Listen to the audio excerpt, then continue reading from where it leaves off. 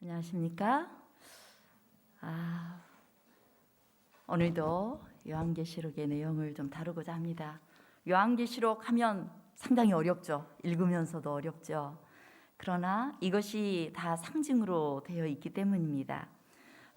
그러나 우리가 다시 한번 이 시대를 위해서 주신 이 기별을 재림교인들은 이해할 필요가 있기 때문에 다시 한번 살피고 있습니다. 지금 이 도표는 요한계시록 전체 책을 요약해 놓은 것입니다. 요한계시록은 누구에게 준 책이에요? 이건 편지서거든요. 누구에게 준 책이죠? 7 교회에게 보냈어요.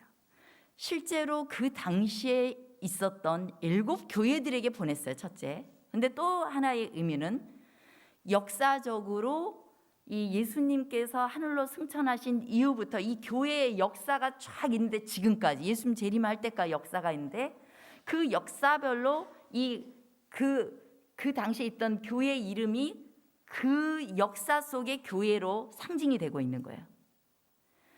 그리고 이 7 교회는 또 누가 해당되냐면 나 개인이에요.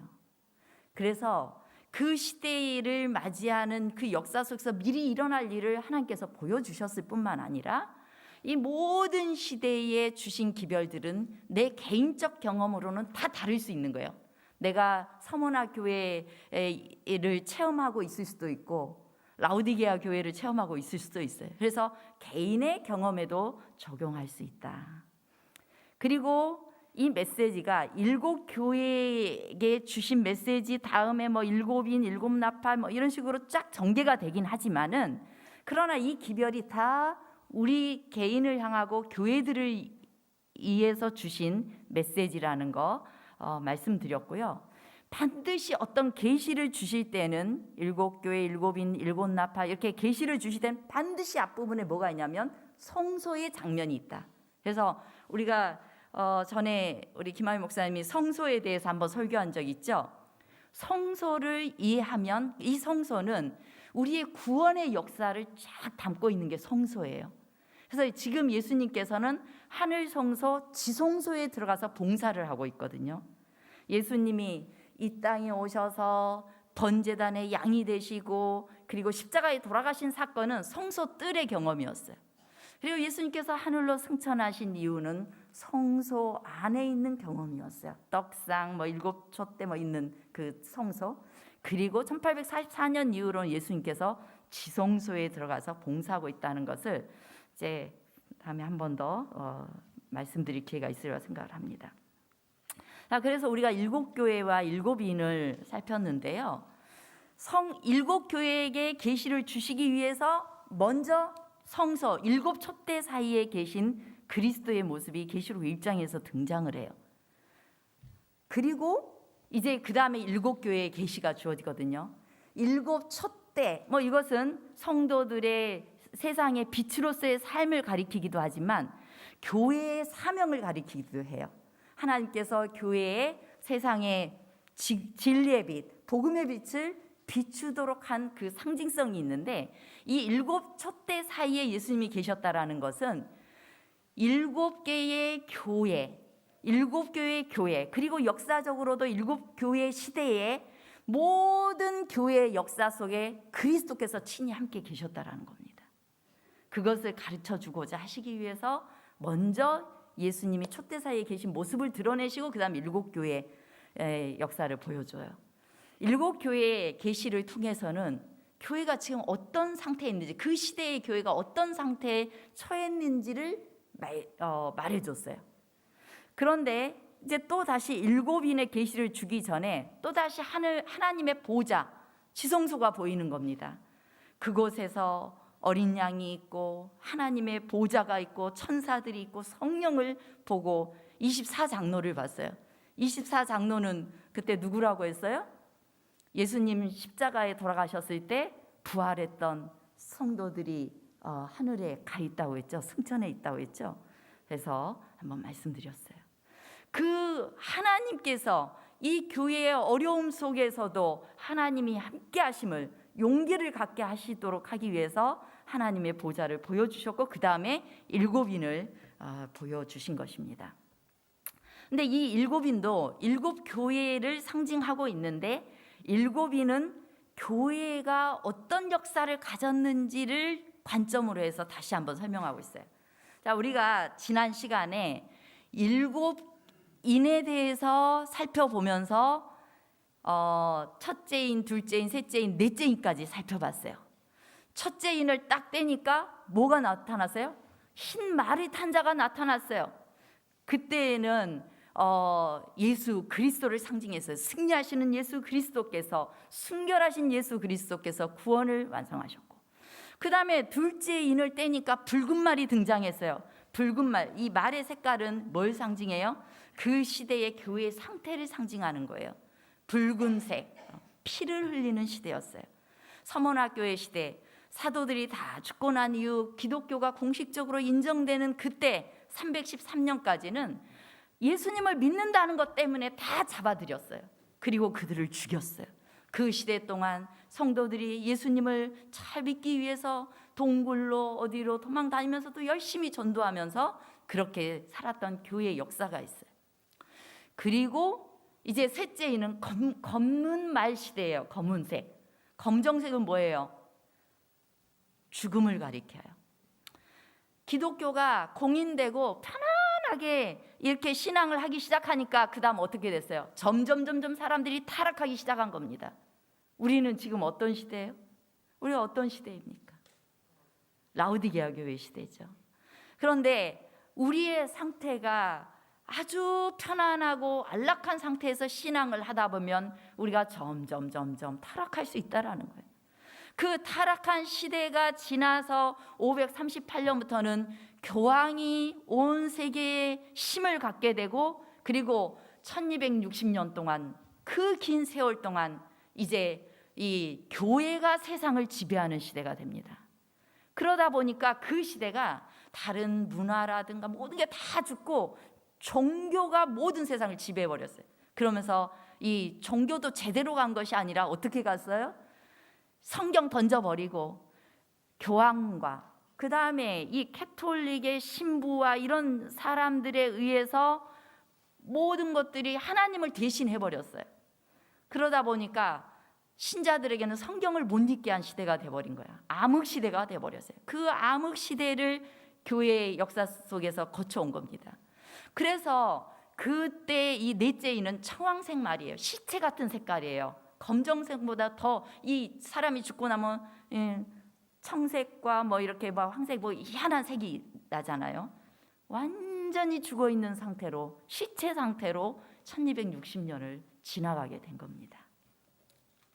이제 그리고 나서 나머지 세 인이 남아 있어요. 이 첫째인부터 넷째인까지는 하나님의 백성들이 복음을 굳게 잡지 않고 믿음에 굳게 서지 않고 그냥 불성실하고 불순종할 때 그 결과가 어디까지 갈 수 있는지를 보여주는 거예요. 우리가 정말 하나님께 굳게 서지 않고 그냥 살다 보면은 우리가 어느새 살아있으나 죽은 것 같은 상태가 되어버릴 수 있어요. 시체들이 교회를 다니고 있고 시체들이 교회를 지도하고 시체 상태로 우리가 신앙을 하고 있을 수 있다는 거예요. 그런데 이제 하나님께서는 이제 그 다음 두 번째, 오늘 제가 다루게 되는 다섯째 인부터 그리고 일곱째 인까지를 살펴보게 될 것인데요. 그 인을 통해서 하나님께서 우리를 어떻게 심판하시고 어떻게 구원하실 건지를 보게 될 것입니다. 그래서 이 시간 하나님의 백성의 탄원과 구원이라는 제목으로 말씀을 대언하고자 합니다. 자, 먼저 제가 이 본문은 나중에 천천히 따로 읽겠습니다. 다섯째 인 시대인데요. 잠깐만요. 다섯째 인 시대. 우리 계시록 6장 9절로 11절의 말씀을 봉독하겠습니다. 다섯째 인을 떼실 때 내가 보니 하나님의 말씀과 그들이 가진 증거로 말미암아 죽임을 당한 영혼들이 제단 아래 있어 큰 소리로 불러 이르되 거룩하고 참되신 대주제여 땅에 거하는 자들을 심판하여 우리 피를 갚아주지 아니하시기를 어느 때까지 하시려 하나이까 하니 각각 그들에게 흰 두루마기를 주시며 이르시되 아직 잠시 동안 쉬되 그들의 동무 종들과 형제들도 자기처럼 죽임을 당하여 그 수가 차기까지 하라 하시더라. 예, 여기 보니까 죽임을 당한 영혼들이 뭔가 억울한 일이 있는 것 같아요. 제단 아래에 있으면서 뭔가 탄원하고 있어요. 언제까지 우리 피를 갚아주겠으면 어느 때나 갚아주시겠습니까? 그러니까 아직은 잠시 쉬어라. 아직 그 수가 차기까지 쉬어라. 이게 이제 다섯째 인의 기별이에요. 자, 이 다섯째 인의 시대는 사대교회 시대입니다. 그 시대는 완전히 타락해 있던 종교 암흑기를 벗어나서 이제 루터와 종교 개혁자들이 종교 개혁을 하기 시작합니다. 오직 성경으로, 오직 믿음으로 돌아가자 해서 이 개혁을 하기 시작해요. 1517년은 루터가 이 95개 조항, 이 캐톨릭이 잘못된 것을 그리고 바로잡는 의미에서 기록한 것을 딱 적어놓은 해예요. 그걸 발표한 해입니다. 그때부터 이제 재림운동이 있기 전까지의 시대를 가리키는데요. 1517년 10월 마르틴 루터가 95개 조항 반박문을 이렇게 비텐베르크 성당 앞에 붙이게 됩니다. 그런데 종교개혁자들이 막 일어나니까 캐톨릭에서도 움찔하는 거예요. 왜냐하면 성서적이지 않거든요. 교회가 하라고 했고 모든 이방신 숭배하던 것들이 다 교회 안에 들어와서 교회 안에 어떻게 해서요? 성상을 만들어 놓고 거기에 절하고 하나님께 회개하면 용서받는 게 아니라 면죄부를 사면 용서를 받고, 그리고 또 뭐 연옥이 있어서 사람이 죽으면 연옥 갔다가 천당도 가고 지옥도 간다고 하고 면죄부 사라고 하고 이런 엄청난 교리들이 다 교회 안으로 들어온 거예요. 그래서 그 모든 것들을 이제 바로잡기 위해서 여기저기서 종교개혁자들이 일어나기 시작한 겁니다. 이 사람들이 성경을 읽으면서 이제 개혁을 하기 시작해요. 그러다 보니까 이 교황권에도 캐톨릭도 약간 뭔가 움찔한 거예요. 그럼에도 불구하고 박살나지는 않았어요. 왜냐하면 1534년에 천주교회에서도 제스잇 예수회라는 단체를 하나 만듭니다. 예수회는 반종교개혁 세력이에요. 이 사람들이, 이 신학자들이 또 열심히 연구해가지고 이 성경으로 주장하는 것들을 쳐부술 교리들을 또다시 만들어요. 자기네 방식으로. 그리고 이 예수의 사람들이 어마어마하게 집요하게 공격적으로 활동을 하면서 이 종교 개혁자들을 탄압하기 시작합니다. 많은 개혁자들이 거짓 계명과 사실상 일요일로 예배 드리기 시작한 것이 언제 생긴 거예요? 이 시대에 생겼어요. 종교 개혁하기 이전에 암흑기에. 그 다음에 온갖 거짓 교리와 우상 숭배의 개혁자들이 저항하여 싸우다가 이제는 종교 재판을 하는 거예요. 종교 재판에서 이단이야. 그러면 이단은 어떻게? 화형시키기도 하고 죽이기도 하는 거예요. 그래서 종교 개혁자들이 다 죽어가는 것입니다. 이 다섯째 인은 그렇게 억울하게 죽어간 영혼들이 제단 앞에서 핏값을 갚아달라고 하나님께 호소하고 있다고 해요.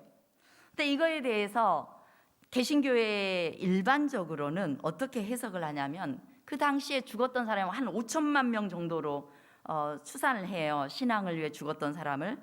그런데 개신교에서 그걸 해석하기를 한 5천만 명이 하나님의 제단 앞에서 실제로 부르짖고 있다고 해석을 합니다. 왜냐하면 일반적으로 사람들이 뭘 믿기 때문이에요? 영원불멸을 믿기 때문에. 사람이 죽으면 바로 어떻게 된다고 가르쳐요? 천국 간다고 그래요. 그래서 그 죽은 영혼들이 실제 하나님 앞에서 부르짖고 있다라고 그렇게 이야기를 합니다. 그러나 실제로는 그것이 아니에요. 이 죽은 영혼들이 제단 앞에서 부르짖는다는 거. 그래서 제단은 뭐냐면 성소에 뜰에 가면은 번제단이 있어요. 거기에서 양을 잡아서 이 피 흘리는 곳이 있는 겁니다. 번제단 밑에. 바로 이거는 이렇게 실제 살아있지 않은 건데 의인화시킨 거예요. 살아있는 것처럼 이렇게 표현한 기법일 뿐이에요. 근데 감리교의 신학자 이 아담 클라크도 그런 관점에서 봐요. 한번 볼까요? 어떻게 해석했는지. 요한은 상징적인 계시 가운데 제단을 보았다. 제단 아래 있는 영혼들은 하나님의 말씀 때문에 순교를 당한 성도들로서 우상 숭배와 미신적인 거짓 가르침들 때문에 희생당한 자들을 표상한다. 왜냐하면 이 제단은 지구, 이 땅에 있는 것을 말하는 것이지 하늘에 있는 제단을 말하는 것은 아니다. 예, 이 지구에서 죽어간 진리 때문에 죽어간 사람들의 피값이 부르짖고 있다라는 표현으로 우리가 볼 수 있는 거예요. 하나님께서는 이제 그들에게 흰 두루마기를 주시면서 아직 잠깐 동안 쉬되 그 수가 차기까지 쉬어라 그렇게 말해요. 왜 잠깐 쉬라고 했을까요? 이 사람들이 만약에 죽어서 바로 천국 갔다면 쉴 필요가 따로 없어요. 그렇죠? 그런데 성경은 사망 중에서는 기억하는 거, 감사하는 거, 생각하는 거 다 할 수 없다라고 성경이 분명히 말하고 있어요. 사람이 죽으면 어떻게 되는 거예요? 잠자는 것처럼 아무것도 모르는 상태가 돼요. 그래서 잠시 쉬었다가 예수님께서 오시는 날에 우리가 다시 살아나서 하늘로 가는 것입니다. 부활하는 것입니다. 자, 그러면 그 수가 찰 때까지 기다리라라는 말은 뭐냐면 순교자 수를 하나님이 목표를 세워놓고 딱 순교자 몇 명 이렇게 채워 넣으려는 게 아니에요. 하나님의 공의로우심과 하나님의 품성이 온 우주 앞에서 하나님은 선하시고 사랑과 공의의 하나님이심을 온 우주 앞에 제대로 드러낼 수 있는 날. 그리고 또 하나는 사단이 우리를 속이려고 했어요. 죄가 얼마나 달콤한지 우리를 속이려고 했어요. 그러나 사단이 얼마나 흉악하고 우리의 불행을 위해서 일했는지 사단의 정체가 다 드러나는 어떤 때가 될 때까지 잠시 기다려라. 하나님이 원수 갚아줄 때까지 기다려라 라고 말씀하고 있는 거예요. 여러분, 혹시 여러분들이 신앙을 하다가 신앙 때문에 고통스러운 적이 있으십니까? 내가 여러분들이 삶을 살다가 신앙의 이름으로 누군가를 용서하는 것이 어마어마하게 힘이 들고 힘겨울 때가 있지 않으십니까? 신앙하는 것 때문에 누군가에게 최대한 정말 너그럽게 하고 손해를 보고 희생해야 되는 모든 상황들이 우리에게 있지 않습니까? 그런데 그때 여러분들이 직접 싸워서 머리 잡고 싸우려고 하지 마시고 하나님께 탄원하시기 바랍니다. 하나님께서 우리에게 모든 것을 갚아주실 것입니다. 그래서 하나님께서는 너희에게 인내가 필요하다라고 말씀하고 있어요. 인내하라고. 그것은 하나님의 뜻을 다 행한 후에 약속을 받기 위함이라. 이 약속은 뭐예요? 영원한 생명의 약속이에요. 영원한 생명의 약속을 받기 위해서 너희들 잠시 동안 시련이 있는 것은 하나님의 뜻을 이루기 위함이라는 거예요. 하나님께서 우리 안에 있는 모든 이기심 하기 위하여 시련을 허락하십니다. 그 동안 하나님의 뜻이 이루어지는 거예요. 또한 누군가의 공격을 통해서 우리가 더 믿음이 강화될 수 있도록 하나님 의지할 수 있도록 그렇게 하시고 또한 믿음이 강화되면 하나님을 더 가까이에서 만날 수 있는 시간들이 있어요. 여러 뜻을 하나님의 뜻을 행한 후에 약속을 받기 위해서 우리에게는 인내가 필요한 것입니다. 자, 언제까지 이 핏값을 어느 때까지 하나님께서 우리가 기다려야 됩니까? 라고 말하는데 핏값을 갚아달라고 말하는데 그것에 대한 답이 6째 인에 있어요. 제가 6째 인과 7째 인은 함께 좀 보려고 합니다. 또 성경 말씀 봉독하겠습니다. 내가 보니 6째 인을 떼실 때에 큰 지진이 나며 해가 검은 털로 짠 상복같이 검어지고 달은 온통 피같이 되며 하늘의 별들이 무화과 나무가 대풍에 흔들려 설익은 열매가 떨어지는 것 같이 땅에 떨어지며 하늘은 두루마기가 말리는 것 같이 떠나가고 각 산과 섬이 제자리에서 옮겨짐에 땅의 임금들과 왕족들과 장군들과 부자들과 강한 자들과 모든 종과 자유인이 굴과 산들의 바위 틈에 숨어 산들과 바위에 말하되 우리 위에 떨어져 보좌에 앉으신 이의 얼굴에서와 그 어린 양의 진노에서 우리를 가리라. 그들의 진노의 큰 날이 이르렀으니 누가 능히 서리요 하더라. 예, 무슨 장면 같아요? 지금 앞부분에는 뭐가 있어요? 여러분 잘 아는 예수님의 재림의 징조가 있어요. 그리고 이제 14절부터는 예수님이 재림하실 때의 광경이 나타나고 있는 것입니다. 그리고 일곱째 인이 떼실 때 하늘이 반시간쯤 고요했다라고 계시록 8장 1절에 기록이 되어 있습니다. 자, 이 여섯째 인과 일곱째 인은 빌라델비아 라오디게아 교회 시대예요. 빌라델비아 교회 시대는 재림운동이 미국을 중심으로 해서 예수님이 곧 오신다라는 재림운동이 아주 세계적으로 일어나던 그런 시절이었어요. 그 시절의 교회와 함께 라오디게아 교회를 거쳐서 예수님의 재림이 있으므로 이 여섯째 인, 일곱째 인이 다 이제 개봉이 되는 것입니다. 자, 이제 이 재림의 징조와 재림이 바로 연결이 되기 때문에 우리가 여섯째 인과 일곱째 인을 함께 다루게 되는데요. 이 빌라델비아 시대를 1755년으로도 보고 1798년으로도 봐요. 왜냐하면 1798년은 이 교황권 세력이 완전히 끝난 때임과 동시에 그 환란의 날들을 조금 더 감한다고 해서 조금 더 이 환란이 일찍 끝나는데 1755년에는 재림의 징조, 마지막 때의 징조가 바로 등장하기 때문에 이때를 기점으로 이 빌라델비아 교회의 시대를 보기도 합니다. 자, 재림의 징조가 먼저 등장하고 있어요.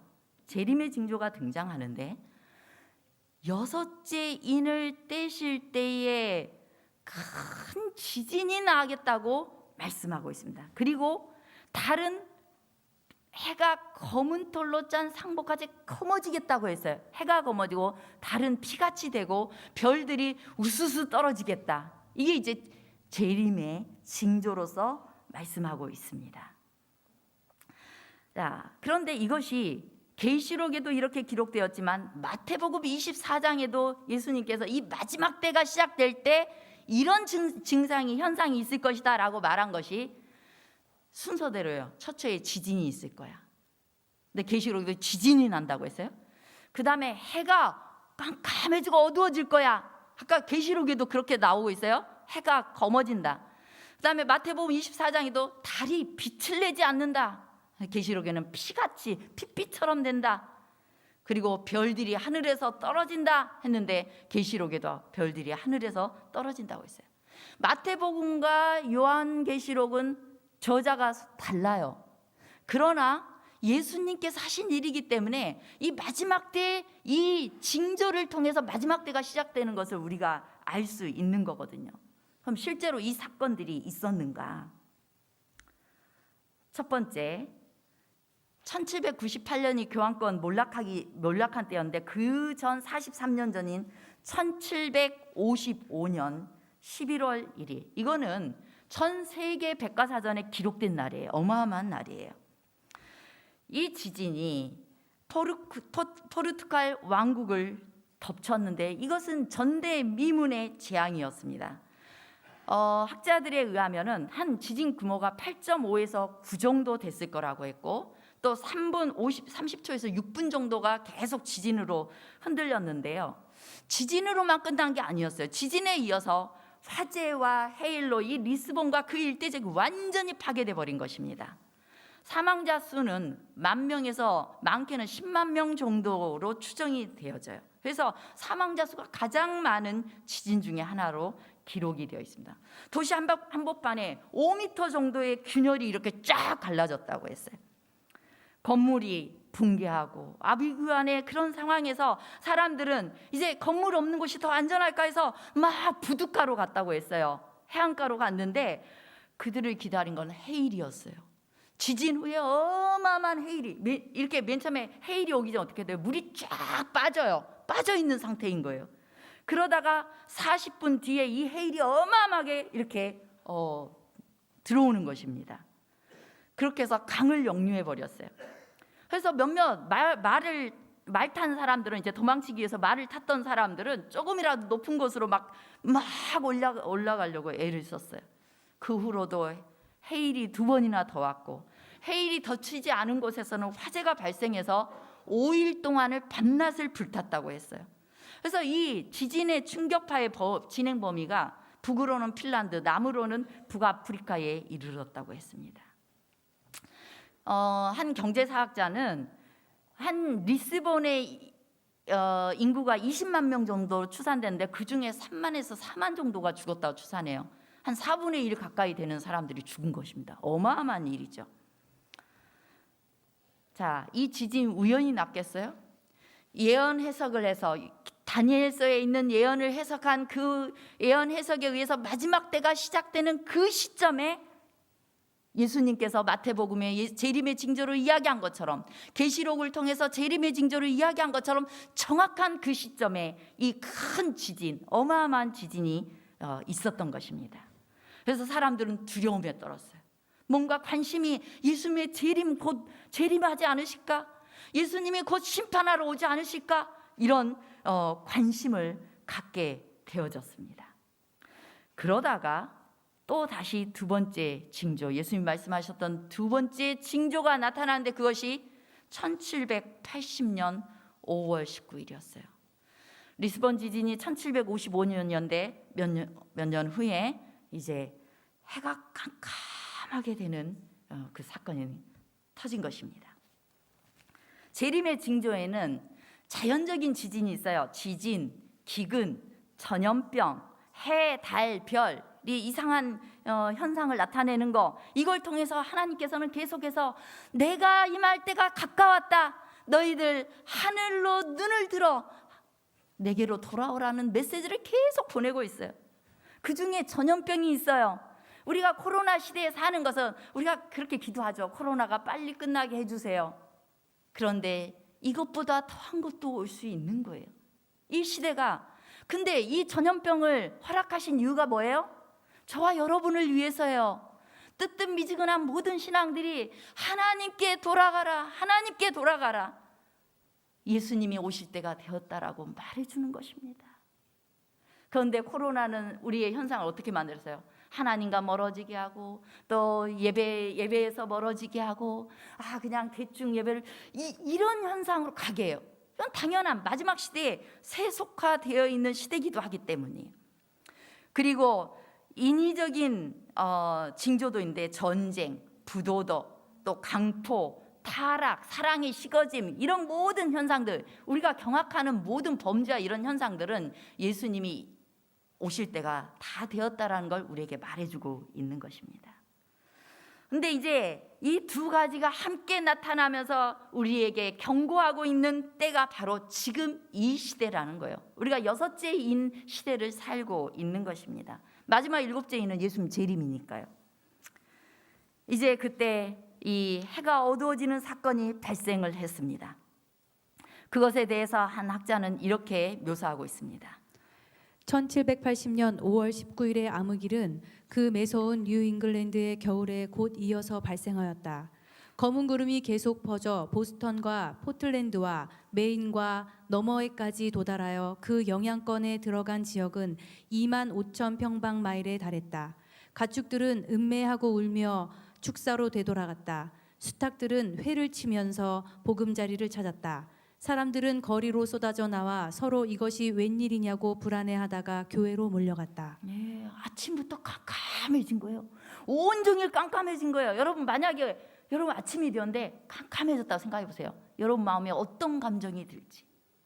이 사람들이 하나님을 믿지 않던 사람들을 알지라도 이게 무슨 일인가, 종말이 다가온 것이 아닌가 하면서 불안에 떨면서 교회로 몰려갔습니다. 한 목격자는 이렇게 말해요.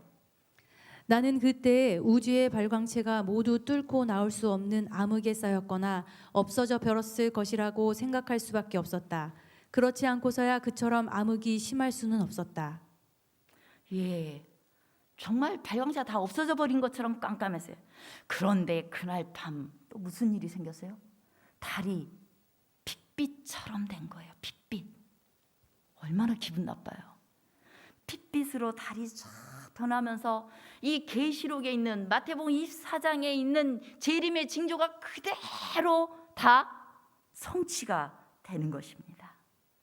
그런데 이 일이 북미 지역에서 발생을 했기 때문에 이 미국에서 발생을 했기 때문에 그 당시에 한참 이 성경 연구를 사람들이 하고 있었어요. 예수님 재림할 때가 다 되지 않았나?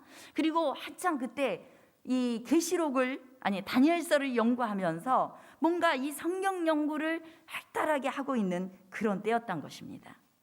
그래서 사람들의 마음속에 심판의 날이 임박했다라는 생각이 들었고 교회의 참석자 수가 즉시로 빠르게 증가했다고 했어요. 그래서 개인들의 개인 신앙의 영적인 각성이 크게 일어났던 시절이 바로 이 시기예요.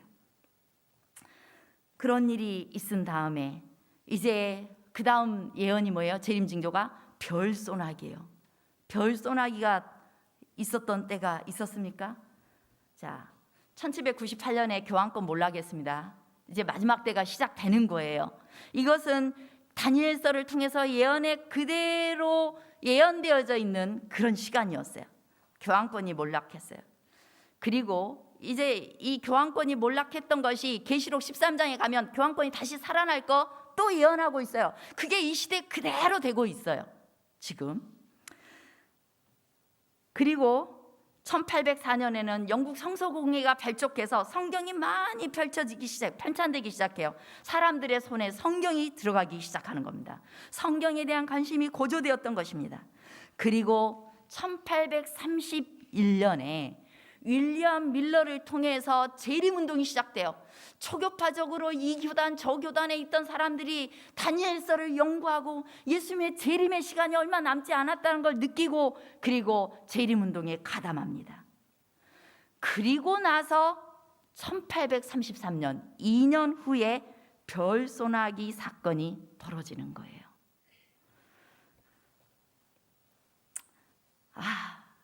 이 별소나기 사건이 이렇게 유성우가 막 쏟아지는, 이건 진짜 본 적이 없는 사건이었어요. 이것을 보면서 사람들은 예수님의 재림의 징조가 정확하게 맞아 떨어지고 있다는 걸 느끼게 되었어요. 우리 한 구절 읽겠습니다. 이때 온 미국의 하늘은 몇 시간 동안 찬란한 광경을 나타냈다. 이는 미국이 생긴 이래 일찍이 없었던 하늘의 현상이었으며 그것을 목격한 일부의 사람들은 매우 감탄하였고 또한 다른 부류의 사람들은 심히 두려워 경악하였다. 온 하늘이 움직이는 것 같았다. 그 광경은 실리먼 교수가 저널이라는 잡지에 기록한 바와 같이 북미 전역에서 볼 수 있었다. 2시부터 새벽이 되기까지 하늘은 구름 한 점 없이 맑았는데 찬란한 빛이 번쩍이면서 온 하늘은 기이한 광경을 이루었다. 모든 예수님께서 언급하신 모든 재림의 징조가 그 마지막 때를 기점으로 해가지고 다 지금 이루어진 것입니다. 그리고 다음 6째 인이 재림의 징조가 보여진 다음에 바로 무슨 장면이 나타나냐면 재림의 징조가 나타나는 거예요. 계시록 6장 14절입니다. 하늘은 두루마리가 말리는 것 같이 떠나가고 각 산과 섬이 제자리에서 옮겨짐에 땅의 임금들과 왕족들과 장군들과 부자들과 강한 자들과 모든 종과 자유인이 굴과 산들의 바위 틈에 숨어 산들과 바위에게 말하되 우리 위에 떨어져 보좌에 앉으신 이의 얼굴에서와 그 어린 양의 진노에서 우리를 가리라. 그들의 진노의 날이 큰 날이 이르렀으니 누가 능히 서리오 하더라. 재림의 날은 우리 모든 믿는 성도들에게 큰 기쁨과 환희의 순간이 될 것입니다. 믿음 안에서 잠든 사람들을 만나는 놀라운 시간이 될 것이고, 아픔으로 고통하고 있는 사람들, 또 죄로 인해서 고통스러웠으나 그것과 투쟁하고 싸웠던 그런 성도들에게는 예수님의 재림의 날은 희망의 날이고 기쁨과 환희의 날이 될 것입니다. 그러나 하나님을 믿으라고 계속해서 공고하고 해도 하나님이 어디 있는가라고 하면서 하나님이 계시지 않다라고 부인하며 오히려 하나님 믿는 것에 대해서 핍박했던 사람들에게는 두렵고 떨리는 날이 될 것입니다. 그때 차라리 바위와 산들의 이 바위틈에 숨어서 바위에게 말하기를 우리에게 떨어져서 차라리 저 진노하시는 어린 양의 얼굴에서 우리를 가리오라. 그들은 죄를 품고 있기 때문에 어린 양이 진노의 어린 양이 되는 거예요. 사실상 예수님은 죽으신 어린 양이에요. 나를 위해 생명을 던져서 우리를 살게 하시는 사랑의 어린 양이신데, 예수님을 믿지 않는 사람에게는 그토록 예수님께 돌아오라 돌아오라 돌아오라 했건만, 그렇지 않았던 사람에게는 진짜로 예수님이 오신단 말이야, 진노의 어린 양이 되는 것입니다. 그것에 대해서 마태복음에는 땅의 모든 족속들이 통곡하겠다고 했어요. 화려하게 지내며 하나님을 믿는 걸 조롱했던 모든 사람들이 통곡하면서 예수님의 오심을 보게 될 것입니다. 계시록 6장 10절에서 모든 진리를 위하여, 복음을 위하여 핍박을 받고 죽임을 당했던 사람들이 우리 핏값을 갚아주지 않으시기를 언제까지 하시려나이까? 그 말씀에 대한 대답으로서 6째 인이 열리면서 바로 이런 장면이 등장하고 있는 겁니다. 너희들 지금은 좀 고달프지. 그런데 조금만 인내해. 내가 너희에게 올 거야. 내가 너희에게 와서 너희를 구원할 거야. 그리고 그때 심판이 이루어질 거야. 참아라고 말하고 있는 것이에요. 이제 이단이라는 고가를 뒤집어 쓰고 처형되기도 하고 화형대에 달려서 불의 태움을 받기도 했던 수많은 개혁자들, 또 어떤 이들은 무덤조차 없이 맹수들의 밥이 되어버렸던 모든 믿음을 지켰던 사람들, 그들을 주님께서는 당신과 동일시하세요. 다 그들의 고통은 그리스도의 고통이었습니다. 저와 여러분이 믿음의 이름으로, 복음의 이름으로, 진리의 이름 때문에 당하는 모든 고난들은 우리 예수 그리스도의 고통이 되는 것입니다. 이제 예수님께서 이 땅에 임하실 것입니다. 그들은 이야기합니다. 이 진노의 큰 날이 이르렀으니 누가 능히 서리요? 누가 능히 서리요? 이것에 대한 답변이 계시록 7장에 있어요. 계시록 7장에는 진노의 날에 설 자들의 특성이 기록되어 있고, 그리고 이제 8장 1절에 예수님께서 이 땅에 오시는 것이 기록되어 있는 것입니다. 자, 이 7장에서 누가 서리요 하자 이제 여러 7장 9절과 10절에 여러 말씀이 있어요. 어린 양과 하나님과 어린 양에게 구원하심이 있다라고 말합니다.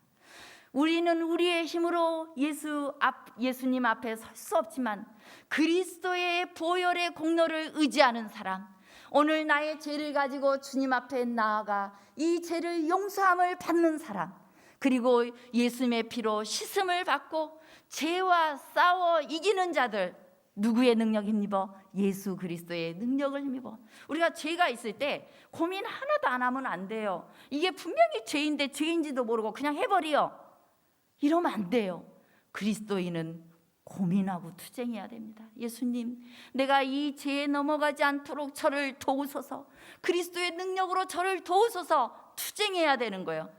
그러면 그런 자들이 주님 앞에 설 수 있다라고 말하고 있는 것입니다.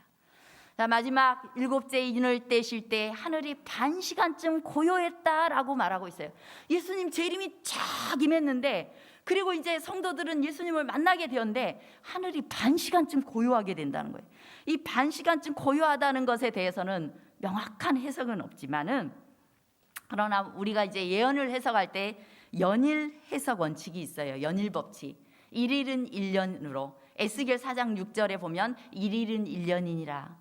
특별히 상징으로 계시로 되어진 것은, 예언은 1일 1년 법칙을 항상 적용을 합니다. 근데 1일을 보통 적용할 때 1년을 360일로 보는데요. 360일에 시간을 나누면 24시간 나누면 15일이 나와요. 그러면 1시간을 15일로 볼 수 있는데 반 시간쯤 고요했다면은 7일 반 정도가 되는 거예요. 일주일 정도가 되는 것입니다. 요거에 대해서 우리가 뭔가 힌트 얻을 것이 없나 하는데, 이 성경 주소에 보니까 초기문집을 언급하고 있어요. 초기문집에 이렇게 기록합니다. 우리는 다 같이 구름 속으로 들어가서 7일 동안 유리바다를 향하여 올라갔다. 이때에 예수께서 면류관을 가지고 오셔서 당신의 오른손으로 친히 우리 머리 위에 씌워 주셨다.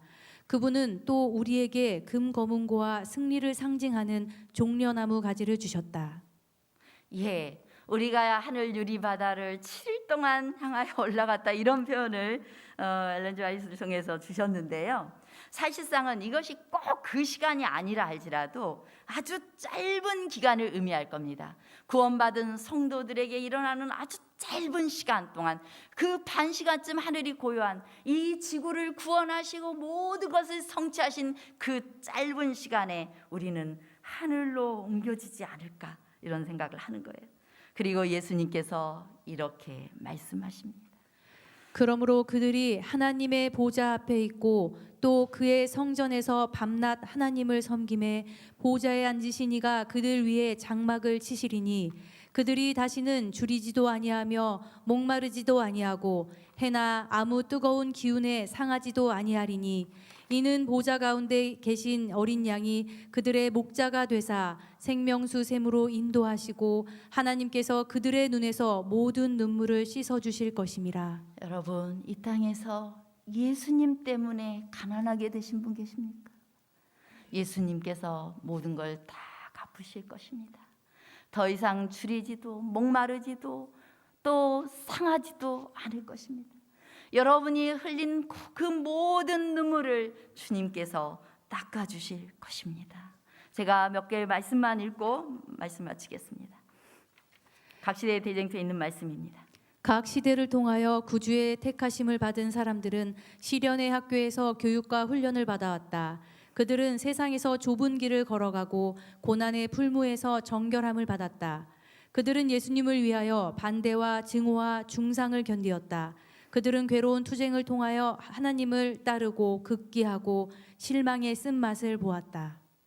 그들은 그들 자신들의 괴로운 경험을 통하여 죄의 사악함, 그 능력, 그 해독, 그 참상을 깨닫고 죄를 미워하게 된다. 무한한 희생으로 죄에서 치료받게 되고 그들이 겸손해진 것을 깨닫고 그들의 마음은 타락한 일이 결코 없는 다른 세계의 거민들이 맛볼 수 없는 감사와 찬양의 마음으로 충만해진다. 그들은 용서를 많이 받았기 때문에 더욱 많이 사랑한다. 그들은 그리스도의 고난에 동참하였으므로 주님과 함께 그분의 영광에 참여하기에 합당하다. 이 땅에서는 고난이 있었으나 우리가 죄를 이기고 승리를 경험한 다음에는, 죄에서 치료받은 다음에는 오직 그리스도의 은혜로 치유의 주심을 경험한 사람들, 그리스도의 사랑을 깨달은 사람들은 온 우주 앞에 겸손한 마음으로 하나님을 찬양하고 하나님께 감사하게 될 것입니다.